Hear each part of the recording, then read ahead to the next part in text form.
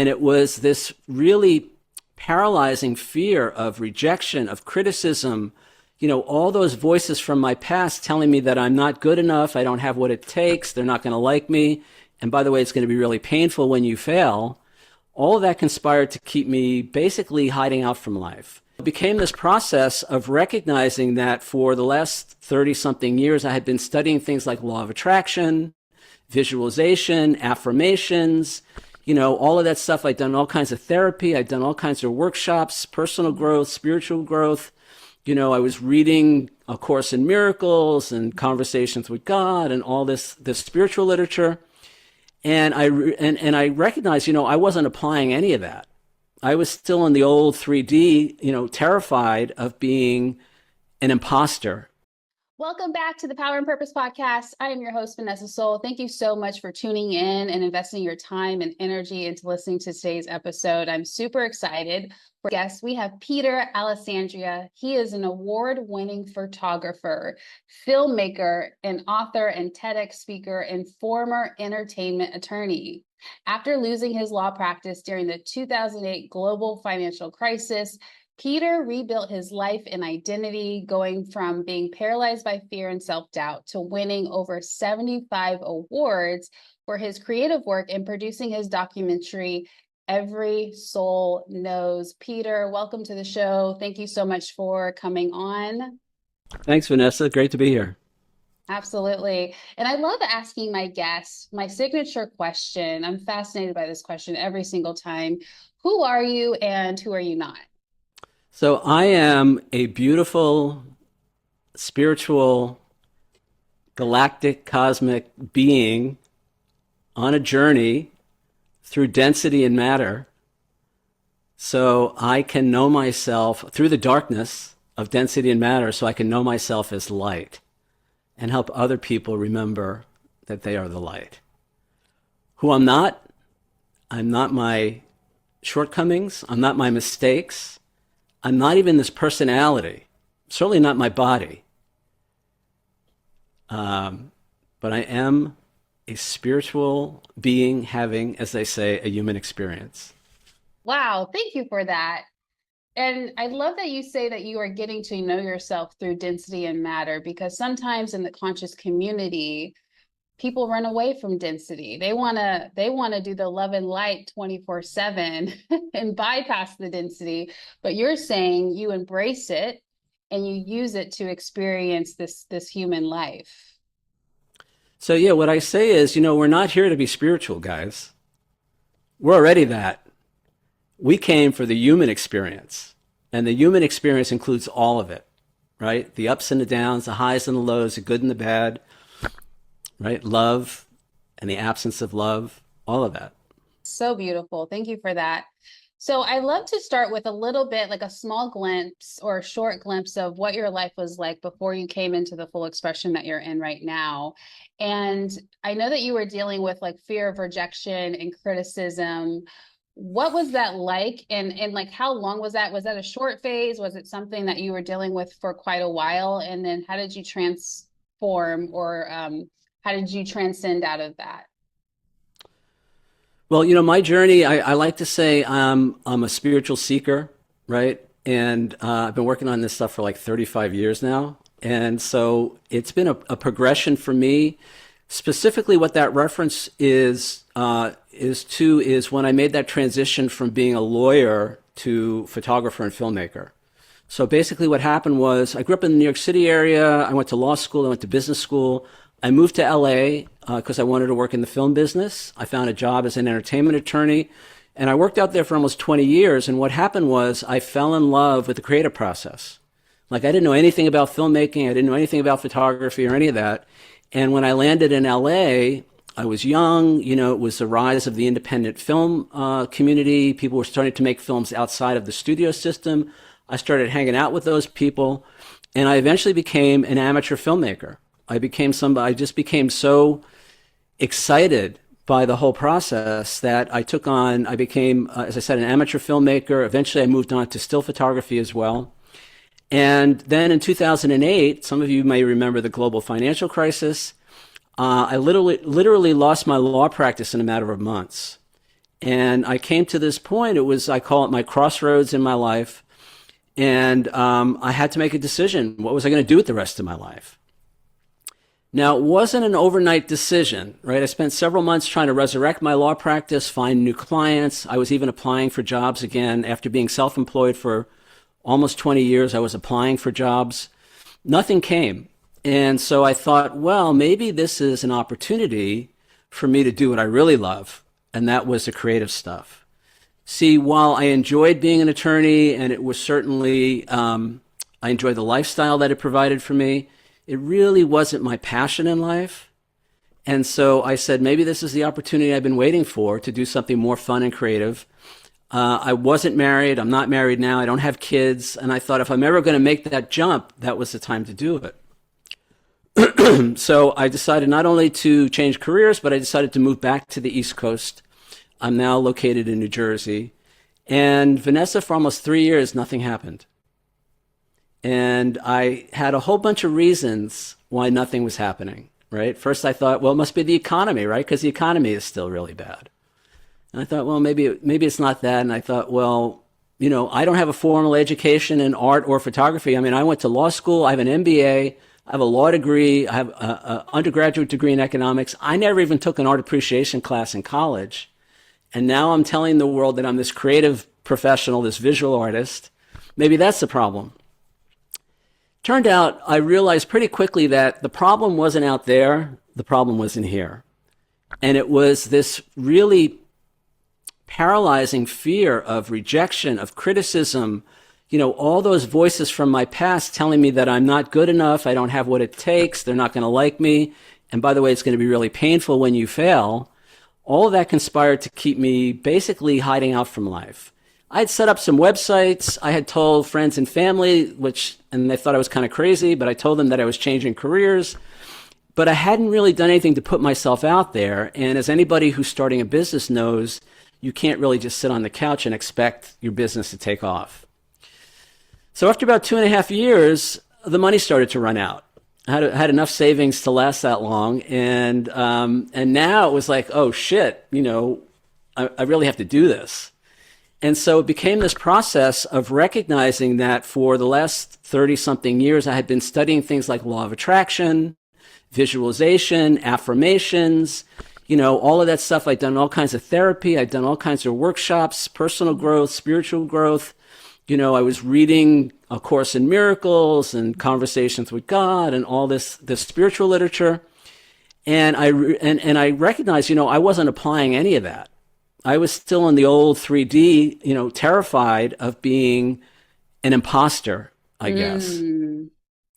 And so when the money started to run out, now I was kind of forced to get off my butt and do all the things that I was afraid to do. And that included everything from cold calling, I could talk about that if you want, to submitting my work for publication, galleries, exhibitions, art exhibitions, stuff like that. All the stuff that I was terrified to do. I was so far gone, Vanessa, that I was afraid to post my photos on Facebook, on social media. I was so convinced that I was a fraud. Because remember, at least I had the degree. I could prove that I knew what I was doing when it came to being an attorney. Yeah. I finished in the top 10% of my class. I had clients, I was doing things. But now it was a whole different ballgame. Not only didn't I have the credentials, but I found out very quickly that art, expressive mediums like that, becomes very personal. So it was suddenly they weren't just rejecting the work, they were rejecting me. And so what I found out pretty quickly was that I had this subconscious program, again, that says you're not good enough, you don't have what it takes, who do you think you are?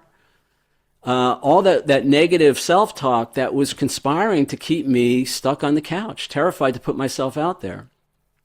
So I started doing all the things that I was afraid to do. And within a couple of years, it was pretty amazing. Now, I had some help. I had an action partner. I had support from other people, which was really helpful. But I started doing, again, they couldn't do it for me. I had to do things like cold calling.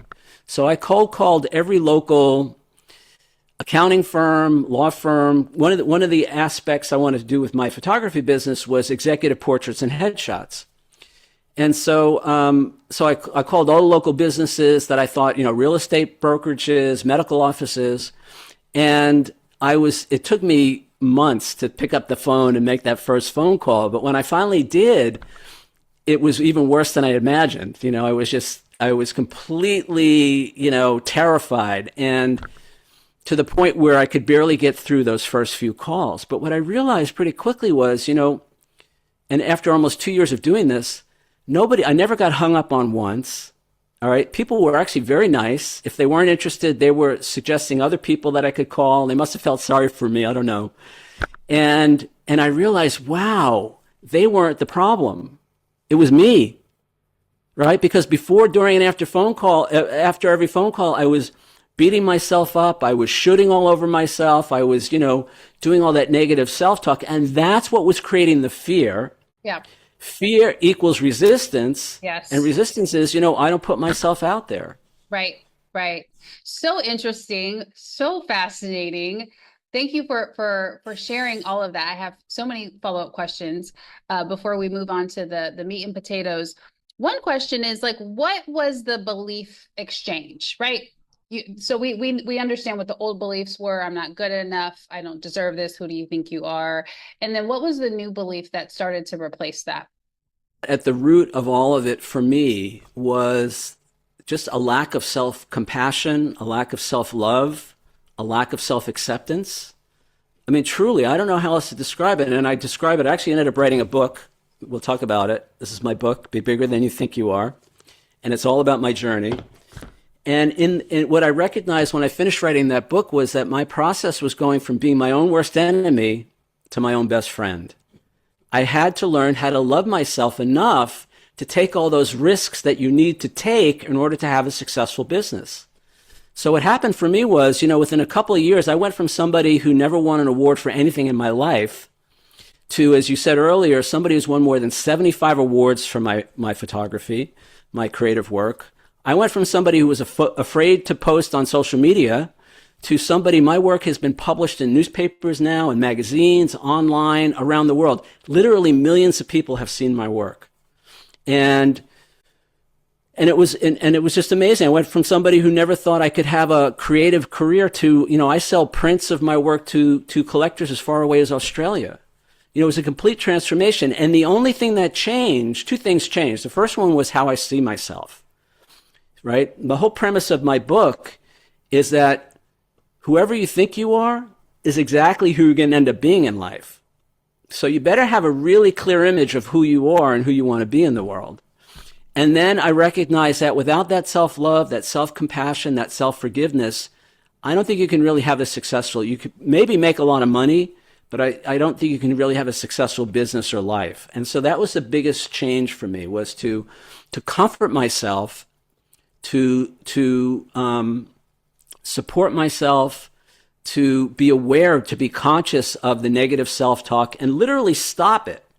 I mean, there were so many times when I literally had to stop that train of thought and say something like, is that really true? Do I really know that I'm not good enough? And have these, I live alone, but if anybody was in my space, they would think I was crazy, because here I am, like, having these conversations with myself, debating about whether or not what I believe to be true is really true or not.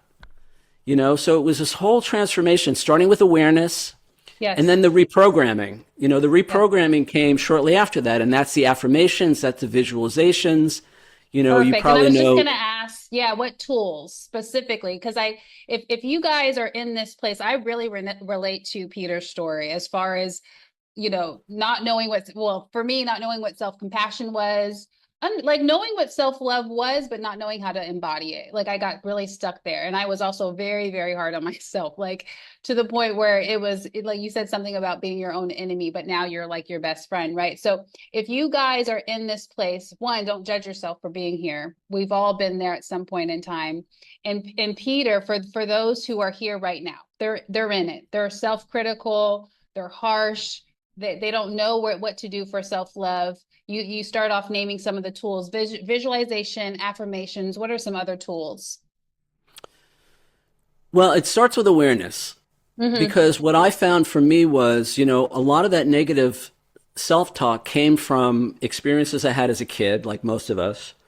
And I didn't understand what was happening. And like most children, we're egocentric, which means that we make what other people say and do about us, right? So when somebody was upset, it must have been my fault, that kind of thing. And what happens is, and especially if we're shamed, if we're criticized, I internalized all of that, but because it's so painful, I think we repress it. So it moves into the subconscious, right? And so we're not consciously aware of it. But that becomes the subconscious program that's running my life. So the first tool for anybody is awareness, and that is a combination of things. What I did a lot was I would at the end of the day or whenever it was, I would get out my journal and I would reflect on what had happened that day. And when it was a negative kind of situation, encounter, or whatever, I would look at that and I'd write it out, how must I have felt about myself to react that way? What are the emotions? And basically, what am I afraid of? What's the fear? I say in my book, the situation is never the problem. The problem is always and only how we see ourselves in that situation. And it Ooh, say turns that out one that more time. That's so good. the situation is never the problem. The problem is always and only how we see ourselves in that situation. And it turns out that's really good news because we can't change the external situations, at least not immediately, but we can always change how we see ourselves. So that's what I'm talking about here. And it's that self-image, that self-concept, whatever you need to do to begin to transform that, but you don't know what to do until you know what needs transforming. So I started to really listen to that dialogue. I started looking at how I was reacting to situations and then working backwards. I call it being like a forensic psychiatrist or whatever. You got to, I look at the end result and then I work backwards. Well, how must I have seen myself to act that way with that client, right? What's running that in me? The next thing was then you have to reprogram, and that's where the affirmations come in, the visualizations. I was going to say you're probably familiar with Dr. Joe Dispenza. One of his things is a mind movie. So I Yes. actually had several mind movies that I would play at the end of the day. It's a visual representation of the life that you want to have, doing all of that stuff. And it was a very slow process. The biggest part of it for me was just learning how to forgive myself. When I made a mistake, when I slipped into the old pattern, because the worst thing that I can do is beat myself up. That kind of re-traumatizes. That's the whole original trauma that I suffered, as a kid. So I had to really learn how to be gentle with myself, how to be kind to myself, how to speak to myself in a more loving, compassionate way. I know about inner child work. I started with John Bradshaw, 30 years ago doing all that stuff. And it's really about reparenting ourselves, and becoming that parent that we never had, that speaks to us in a loving way, that reaffirms us, that lifts us up instead of breaks us down. Now, I thought people used to say to me all the time, well, you're so hard on yourself. And I would think, well, of course, how else am I going to be better? Right? But I realize now beating ourselves up never makes us better people, ever. Ever. Never, And ever. all, never, ever, That's the ever. biggest lie, the biggest program that we grew up in, most of us. Yes. Yeah. 100%. So it's undoing all that doo-doo that has been following us around for all these years from a place of love, compassion, understanding. And if you want to look at it from a spiritual standpoint, and this is what my film is about, we chose those parents. We chose those childhood experiences for a reason. There was something to be gained from that experience as well as something to be given. There was a lesson that we wanted to learn. And so this is where they say, and it's almost cliche at this point, but, nothing happens to us. Everything happens for us. Yes. But I have to be willing to look at it that way through that lens. I got to Right. move past feeling victimized. I got to deal with all my anger. 12-step programs. I got into 12-step many years ago. I've been sober for almost 30 years. And a big part of that process was learning how to make an amends to the people that I had harmed, to take responsibility for my part in things, and to forgive others. Yes. Not only to ask for forgiveness, but to to give forgiveness, Yes, and yes. that's what my TEDx talk was on, to forgiveness. Lovely, lovely. Two things I want to mention. I love all the tools that you mentioned. I love the awareness piece because it's so important. The movie map, or I forgot what the official Mind name is. movie. My movie, thank you. Yeah. Yes, yes, yes. And then I just want to throw in something simple because being hard on myself was probably my core wound. I'm probably still dealing with it if I have to be super honest, but here's one of the pattern interrupts that I do is I'll just pause. I'll pause like all the mental thought, all the verbal, whether I'm talking to myself out loud or whether I'm, thinking or whatever it is.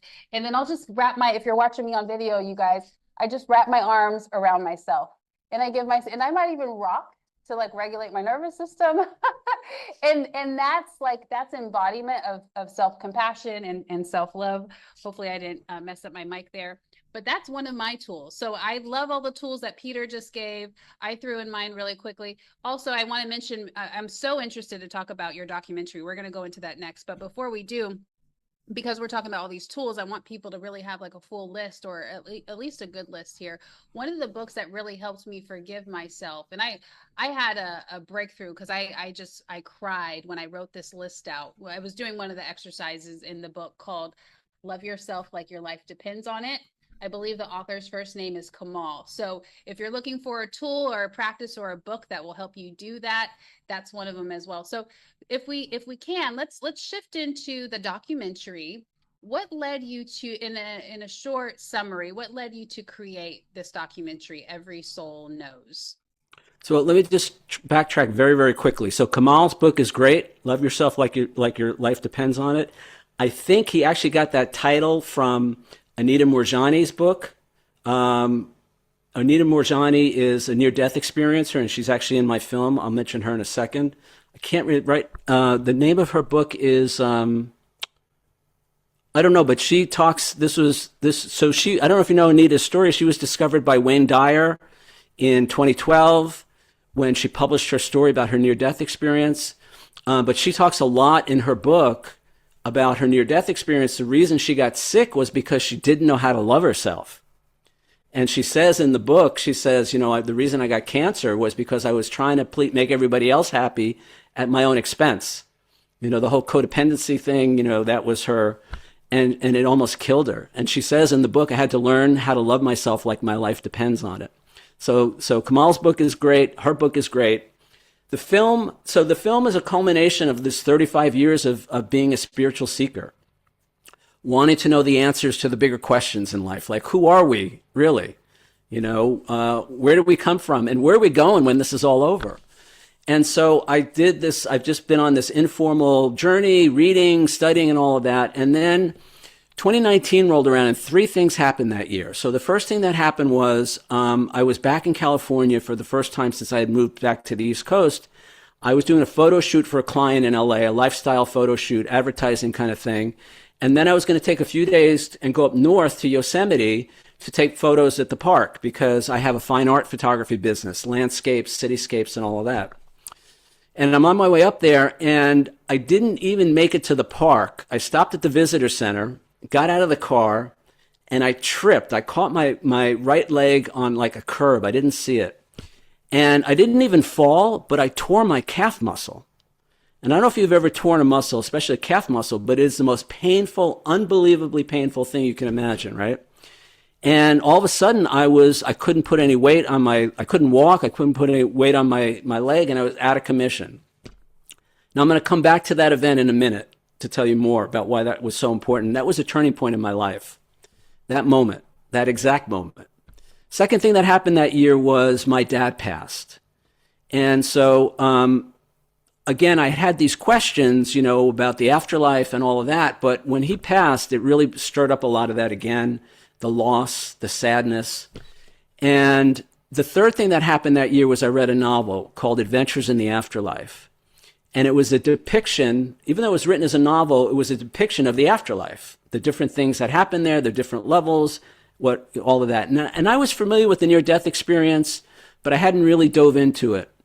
So now, and after I injured myself, I was basically out of commission for the rest of the year. Now, let me come back to that moment when I injured myself, because what happened was I had started winning all these awards and I was doing public speaking now, telling people about how I transformed my life. And I kept hearing, you should write a book. And I'm thinking, okay, yeah, one day I'm going to write a book, right? But now I'm traveling the world. I get a gig as an official photographer for this fireworks company. They do all the big fireworks shows around the world on New Year's Eve. They're sending me to Dubai. They're sending me to the Maldives. They're sending me all over the place. And who's got time to write a book, right? So now we're 2019, and that moment happens when I injure my leg. And Vanessa, I swear, I call it a moment of clarity, but it was more than that. I heard in my head, now you can write your book. Now, it wasn't, now I can write my book. And I'll tell you, that book was the last thing on my mind at that moment. But I heard very clearly, now you can write your book. And somehow I made it to the hotel that night in Yosemite. I had the hotel booked for a week. I had enough groceries for the week. And it turned out that the clerk, when I hopped in on one leg at the hotel, he had a pair of crutches waiting for me. So I had crutches, and I'm all set. And that night I started writing the book, and that's this book. Be bigger than you think you are, overcoming our self-imposed limits to have the life we want. And I'll tell you now, based on what I know about the afterlife, what I know about our soul plan, because we plan our lives before we come in, I'm convinced that writing that book was part of my soul plan, and I was so far off course with it that I needed to be kind of gently, or perhaps not so gently, nudged back on my path. And so I devoted the next year to writing the book. Then I started doing the audiobook in my own voice, which I really knew I had to do, but that turned into a second edition, because as I was reading it out loud, I was like, oh shit, I got to change this. So anyway, it took me about 2 years to get the book done. And then what happened was I had liked that novel so much about the afterlife that I optioned it from the author to turn that into a feature film. So now I'm writing the screenplay of this novel, and I'm doing research for the screenplay. And I'm going on YouTube and I'm watching all these near-death experience interviews. And I'm weeping. I'm like crying. And I'm like, there's this part of me that's just really connected to this whole experience, right? And I started reaching out to some of the people, not even really knowing why. And I started forming relationships. And then one morning, and so I finally finished the screenplay. I couldn't get anybody to read it. It's a $50 million film, but it's going to be great. So if there's anybody who wants to finance a feature film about the afterlife, get in touch. It's a great script. But I had to put it down because I was like really burning out on it. So now I had all this time on my hands, and I'm really into the whole near-death thing. And one morning, it just popped into my head. It wasn't quite like the message, now you can write your book, but a very strong feeling came in that said, and I attribute this to my intuition, and I actually attribute all of this to my spirit guides, you got to do a documentary about all this. But you got to do it differently, okay? You can't do webcams. You got to be in the same room with people. It's got to be a higher end production, and you're going to shoot everything on green screen and make it really compelling for the audience. It also has to be, big thing for me was not to sensationalize the death experience. You watch a lot of the NDE videos on YouTube, and there's no right or wrong in this. There's no, I'm not criticizing anybody, but I felt like sometimes the story of the car accident, the botched surgery, whatever killed that person can become a distraction from the story. And what I really wanted to know is, what did you learn from being on the other side? And how can we take what you learned over there and apply that to our lives while we still think we're here in these bodies to make the world a better place? So that was kind of the genesis of the film, of the documentary. And I've been working on this now for 3 years. I've interviewed over 60 people. Most of them have had near-death experiences. Some of them are psychics, channels, and mediums. And I felt it was really important to interview that many people because, if you hear something from one person, from 5 people, even from 10 people, you could still kind of dismiss it. But when you got 60 people saying the same thing, and here's the thing, and I have to share, when I do a screening of the film now, I have to tell people in advance, I say, nobody except me knew who else was being interviewed for the film. None of them knew each other. Everybody was interviewed at a different time, at a different place. Okay. Nobody knew who else was being interviewed. Nobody knew what anybody else was saying. And yet when you watch the film, Vanessa, it's almost like they're finishing each other's sentences, Wow. I have chills, right? by the way. And it's been the most incredible thing. And some of the people, I've gotten some of the biggest names, New York Times best-selling books and traveling the world, sharing their story. And then I've got a bunch of people that you've never heard of before, because it was really important for me to give new people a chance to shine, to tell their story. Oh, And this is so so, amazing. so now I've got this film. It's almost done. And then about 5 months ago, I got another hit, intuition. You got to write a book, a companion book for the film, right? I was like, oh crap, I got to write another book. So for the last almost 6 months, I've been working on the book. And what happened was, so last summer I did a bunch of screenings of the documentary, and I literally traveled around the U.S. I drove to Atlanta from New Jersey. I drove to Chicago from New Jersey. I did all these screenings, right? And they were kind of like test screenings. And people were having spiritual awakenings in the audience. I mean, it was just completely amazing. But one of the comments I got a lot, especially from people who weren't familiar with the whole near-death thing, was it's a lot to absorb in 2 hours. It's overwhelming. So the idea was, with a book, then they could take it at their own pace, right? They can absorb it at their own pace. So I had to go back to all the people that I interviewed for the film to get their permission to use their story in the book. But it's all coming together now, and I'm feeling like the book may even end up being more impactful than the film. Okay. A lot of people are comparing it to The Secret. I don't know if you remember The Secret. Yep. The whole law of attraction thing. I'll just be happy if the right people see it when all is said and done. But it's been an amazing journey, and a lot of it now is I'm just hanging on for the ride. It's like it's really, really powerful. Yes. Oh my gosh. This is so special. What you're doing, your work, because I'm also an intuitive, and just the physical sensations, the chills, the heart opening vibrations that I'm feeling right now. And I can't wait to read your books. It sounds like there's two, right? Just to confirm. One's already out. This one is done. And then the other one I'm still working on. Yeah. Amazing. Yeah. So now I want to check out the trailer, because you have the trailer for Every Soul Knows. So we'll dive into that. Yes. I think this is the best thing going on anywhere, to be in human form incarnated on earth at this time. At the soul level, we decide in advance what characteristics, what personality traits, what challenges we want to take on. The soul chooses who it's going to be born to, what family it will belong to. And I've thought many times that I might be mandated to earth.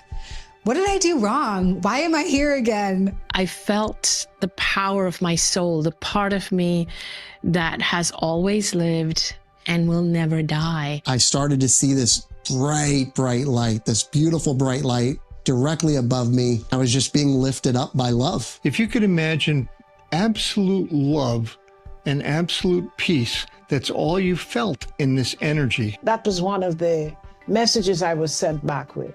Go back and tell them, life is eternal. That realm is sharp, clear, detailed, meaningful, powerful, filled with emotional truth and depth. When Nolan flatlined, what I experienced was Mary Fran coming across the veil, and she scooped Nolan up out of his physical body. And they had this exquisite reunion that you can only imagine between a mother and son. And suddenly I could breathe fine. I was incredibly conscious. I was more alive than I've ever been. For every 100 souls that qualifies to come down to earth, and you've got to be an advanced soul to come down here, there's only one body. I said, I'm home. I'm finally home. I said that over and over. Time starts to slow down, almost collapse on itself. I began to surrender to the concept of dying. Everything that was temporal or physical or mortal about that soul was drawn aside, and I saw who he was, and I was in the presence of the divine. Every single person is this light walking around the center of their body, in the center of their energetic structure, in the center of their chakra system is the heart. It's the heart center. I also understood that was heaven, but this is heaven. If you want to be in heaven, you can just be there. 60 interviews, 38 questions, all in a groundbreaking documentary about the afterlife.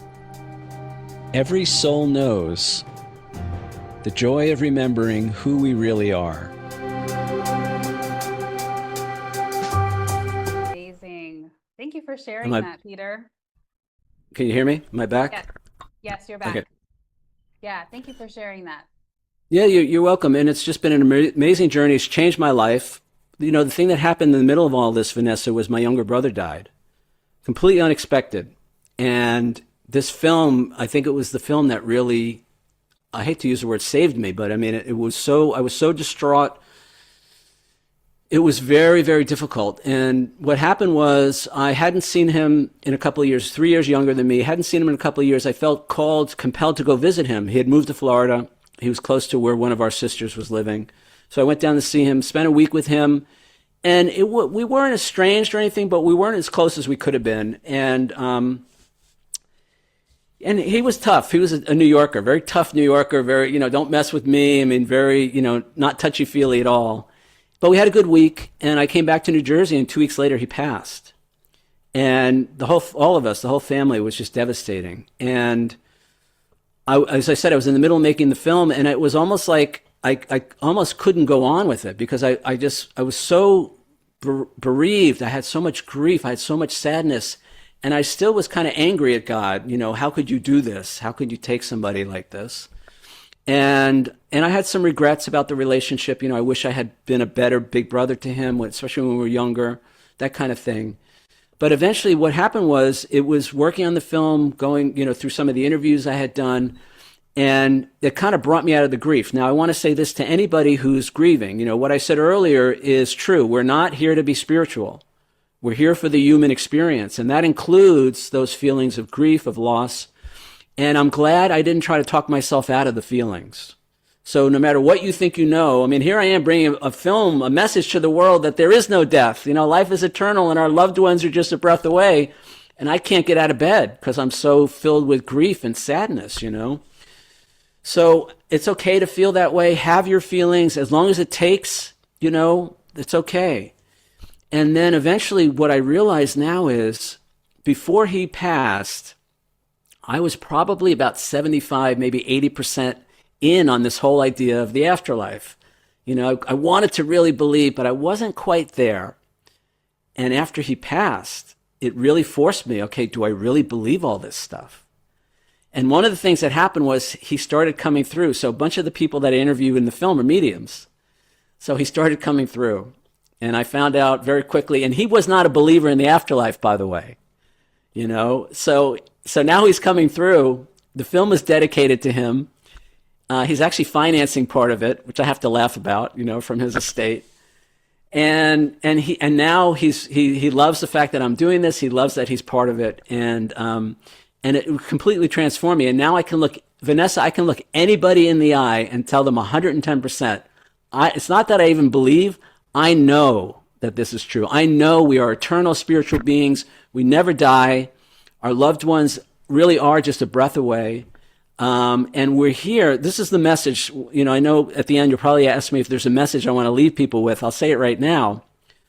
Number one is recognize that we're here by our own choosing. We chose to be here. One of the questions I ask in the film is, are human incarnations voluntarily chosen? And I know in my heart, and everybody that I ask this question, we chose this experience. Now, not only did we choose this experience, but we came here with a purpose, guys. We came here with something that we wanted to achieve, to accomplish. We have a whole plan of how we want our lives to go, what we want to experience, what we want to bring to the world as our gift, what we want to help other people with and to learn ourselves. And so the message I want to leave is, isn't it time that we got on with it? Because a lot of us are spending a lot of time doing a lot of things that are not why we're here, right? We're so distracted, we're so overwhelmed, and there's nothing wrong with that. I'm not going to make anybody wrong. And the truth is we get as many chances as we need. Reincarnation is a real thing, and most of us have had hundreds, if not thousands of lifetimes here, but in many other places in the universe and in other dimensions and all that. But my point is, begin to live your life as if it really matters. right? And as if you came here with a purpose, something that you wanted to achieve. Now, everybody says, well, what's my purpose in life? Read my book. All right, the book is set up as a workbook. So at the end of each chapter, there are exercises. All right, this book you can find at bebiggertoday.com. And if you don't want to buy the book, that's fine. I have on bebiggertoday.com, I have 60 hours of free videos from during the pandemic. I did a weekly workshop on the book where I took a group of students through the entire book. It's all available. It's actually 90 hours, free. Don't even have to subscribe, nothing, if you want to do that. And if you still don't want to do that, then just look at what lights you up, right? Bashar talks about following our passion, okay? That's where your gifts lie. You may not end up doing for a living what your passion is, right? But that's still going to show you where your gifts are, what your purpose is, what you came here to contribute, what you have to offer the world, and what everybody else is waiting for you to say yes to. Yes, yes. You know, I love that you said that, and I might be interpreting in my own words as well, but I love that you said that when you were grieving your younger brother and going through that grieving process, that it was giving you like the full spectrum of the human experience. It wasn't, I mean, it's unfortunate that he passed, of course, and I'm sure you were feeling that way, but there was also like a bigger message and experience that you navigated through that. I think people have a tough time with grief, a really, really tough time. My personal opinion, and then I'll pass the mic to you to see what your thoughts are, is I think that people don't allow themselves to collapse. They're in the grief or in the sadness or in whatever emotions are arising from that person transitioning into the afterlife, into the eternal life. And so I think, you know, they kind of block themselves. They're like, oh, I don't want to go there. I don't feel safe enough to experience the grief. What do you think it is, since you've been through it firsthand? What do you think it is? What's your perspective on any of that? I never imagined I could feel so sad. I didn't know that I had that in me, you know, and that sadness, it ultimately, if, you know, it's kind of cliche, but you know, if you can't feel it, you can't heal it. You know, it's kind of like, because it'll stay, you know, we all read, you know, the body keeps the score and all the other stuff. The body keeps all that stuff that we don't express, that we don't let out, you know. So the problem, I think, is it feels so awful that you think you're going to die as a result. I mean, if I really had to put it, you know, in a nutshell, it's almost like it hurts so bad. And there were days I felt like I was going to die, and I did collapse, literally collapsed, you know, more than once. And then it would be a little better, and then all of a sudden another wave of that sadness, you know. It's a really good opportunity to find your faith, you know, find other people that can support you. But without a belief in a higher power, you know, again, I have to attribute 12-step for introducing that to me, you know, 25 years ago, higher power. I didn't really have a concept of that. In fact, I was really angry at God. You know, I had a lot of issues with God, and I had to heal. I had to let all that heal. And then you know, don't judge yourself. That's the biggest thing I could say is do not judge yourself, no matter what, whether it's grief or anxiety or shame or, you know, whatever that is. The thing that keeps us stuck, and there's a woman in the film, her name is Robin Jelinek, and she channels Athena in Truth. She's got a pretty big following, YouTube following and all that, and she really talks about how it's through the expression, through the you know, without shaming ourselves, right? That's what keeps the emotion stuck. See, I think shame will pass. I think fear will pass. Anxiety will pass if we allow it to. And the primary way that we keep it stuck is by shaming ourselves. Where, you know, shouldn't feel that way. What's wrong with you? You know, you're weak. You know, all this stuff that we can say. That's what keeps the feeling stuck. So having the feeling in a safe, productive way.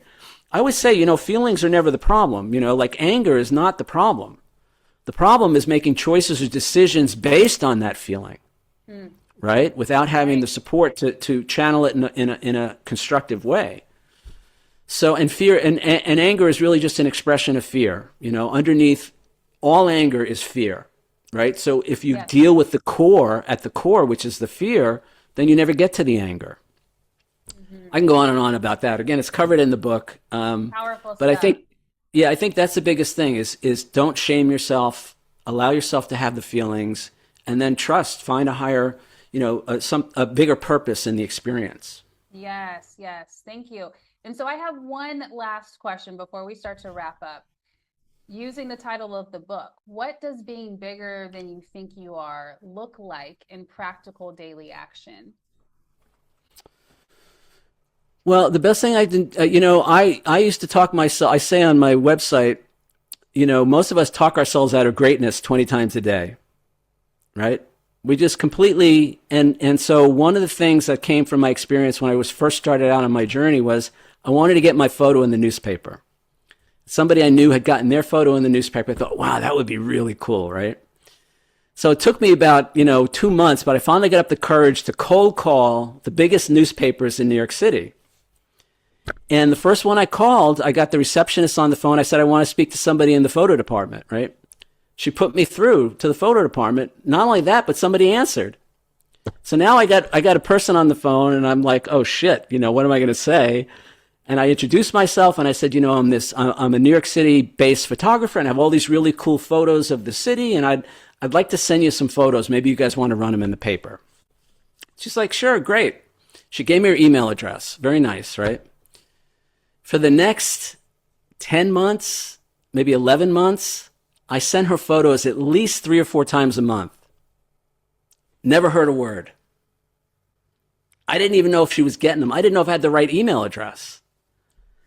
So now I'm at this point, I'm like, shit, you know, maybe I'm really not good enough.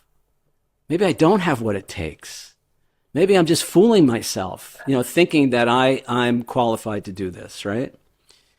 And I realized, at a certain point, no, I can't think like that anymore. Because if I do, I'm giving up on myself, and I can't give up on myself again, right? And I said, I'm going to keep sending her pictures until either they publish them or she calls me and tells me to stop. 2 weeks later, probably not even 2 weeks later, guess who calls? I didn't even recognize the phone number. I thought it was like a spam call, right? She's like, oh yeah, and she's very business, matter of fact. She's like, oh yeah, we really like that photo you sent last week. We want to run it in the paper on Sunday. How much do you charge? I was like, oh crap, I don't know. How much do you pay? So we kind of worked out a deal, right? They ended up, this is the biggest newspaper in New York City. They ended up publishing 11 of them over the next maybe year and a half. They ended up publishing 11 of my photos, very prominent, right, in the paper. And Vanessa, it went from me not hearing from them for almost a year to now they're calling me. Did you get any photos of the lightning strike over New York City the other night, or the fireworks, or the parade? Did you, you know? And so that was a huge, huge wake-up call for me. It was like, oh, so the problem all along has been that I've been giving up on myself. I've been saying, you know, I'm not good enough. And that's, so pushing through that, and that changed everything after that. That's how I got the gig traveling the world for the fireworks company. Was the same thing. I didn't give up on myself. I just said, you know what? I'm going to proceed on the assumption that I'm good enough, my work is good enough, and then whatever happens is going to happen. And that changed everything. Story. And I love the themes of perseverance and taking aligned action and not checking in for the results. You were like, I don't even know if she was receiving them. I don't even know if it was getting through, but you just kept going. And then it showed up one day. And that's just amazing. And I, you know, as a former realtor, like cold calling took me to places in my career that I would have probably not had access to if it wasn't for cold calling. And I have a personality. I made it fun, and I had a group I was with. So, but it does require you to believe in yourself. And if you're not confident already, you have to learn how to be confident, or sit with yourself and see what's blocking you, or what's keeping you from promoting your own work, or whatever it might be. So that's such a powerful story. Thank you for that. So many years ago, I just started my recovery, you know, my addiction recovery. And I felt like I didn't have self-confidence. Because one of the things you do in recovery is you share in front of a group, right? And I hated public speaking. I mean, I was just like the worst, right? I hated it. And so I looked up the definition of the word confidence in the dictionary one day. And one of the definitions that came back, the typical ones like self-assurance and all of that, but what came back too was a trusting relationship. Now, as an attorney, I know that you have a confidential relationship with your clients. There's a trust there, right? But what I realized was that self-confidence means a trusting relationship with myself. And what I got was, for most of my life, I couldn't trust myself to be nice to myself if I failed, if I made a mistake. And that was the root of my social anxiety, the fear of public speaking, and now I talk, I've traveled the world speaking, doing speaking engagements, all kinds of stuff. And again, the only thing that changed, guys, was me, just learning how to be nice to myself, learning how to love myself like my life depended on it, because it really is true. That's what our life depends on. Yeah, it sounds so simple, but it's very significant. It could be challenging to implement and really embody it for real, outside of just intellectualizing it. Like, yeah, I know what that means, or I get it, but like really putting it into practice. So thank you for that. So how can people find you? How can they connect with you? Two websites. First website is bebiggertoday.com. Again, the book is Be Bigger Than You Think You Are. Just Google my name. It's also Amazon everywhere. The audiobook is out. And then the other website is for the film. It's 3 words, everysoulknows.com.